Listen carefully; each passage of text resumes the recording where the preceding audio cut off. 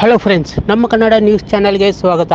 ಭಾರತದ ಬಹುತೇಕ ರಾಜ್ಯಗಳಲ್ಲಿ ಈಗಾಗಲೇ ಬಿಸಿಲಿನ ತೀವ್ರತೆ ಗಣನೀಯವಾಗಿ ಹೆಚ್ಚಾಗಿದೆ. ಕೆಲವು ರಾಜ್ಯಗಳಲ್ಲಿ ಅಲ್ಲಲ್ಲಿ ಮಳೆಯಾಗುತ್ತಿದೆ.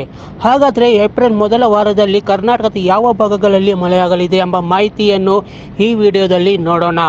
ಭಾರತೀಯ ಹವಾಮಾನ ಇಲಾಖೆಯ ಮಳೆ ಮುನ್ಸೂಚನೆ ವರದಿಯ ಪ್ರಕಾರ ಕರ್ನಾಟಕದಲ್ಲಿ ಮುಂದಿನ 24 ಗಂಟೆಗಳಲ್ಲಿ ಉತ್ತರ ಕರ್ನಾಟಕದ ಬೆಳಗಾವಿ, ಬಾಗಲಕೋಟೆ ಮತ್ತು ವಿಜಯಪುರ ಜಿಲ್ಲೆಗಳಲ್ಲಿ ಹಗುರ ಮಳೆಯಾಗಲಿದೆ.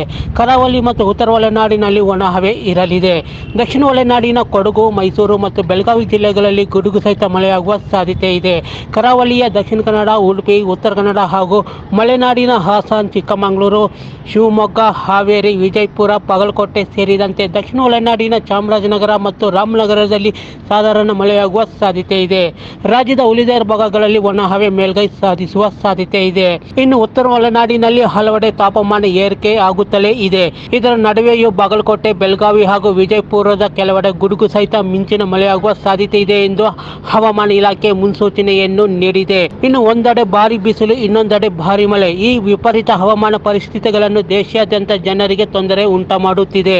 ಏಪ್ರಿಲ್ ಮೊದಲ ವಾರದ ಆರಂಭದಲ್ಲಿ ಜಮ್ಮು ಕಾಶ್ಮೀರ, ಲಡಾಖ್, ಹಿಮಾಚಲ ಪ್ರದೇಶ ಮತ್ತು ಉತ್ತರಾಖಂಡದ ಕೆಲವು ಭಾಗಗಳಲ್ಲಿ ಗುಡುಗು ಸಹಿತ ವ್ಯಾಪಕ ಮಳೆಯಾಗುವ ಸಾಧ್ಯತೆಗಳಿವೆ.